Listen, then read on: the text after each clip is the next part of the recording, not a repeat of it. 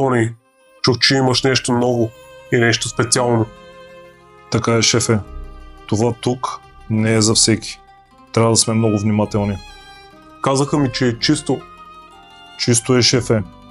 Най-чисто, което си виждал. Няма примеси, няма излишно тегло. Само най-доброто. И колко е дискретно? Колкото пожелаеш, шефе. Няма кой да разбере, че го носиш. Леко е, компактно е. Можеш да го скриеш навсякъде. В багажника, в джоба, дори в куфърчето.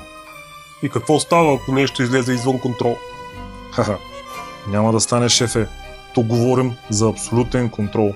Всичко остава вътре. Няма разпиляване, няма следи.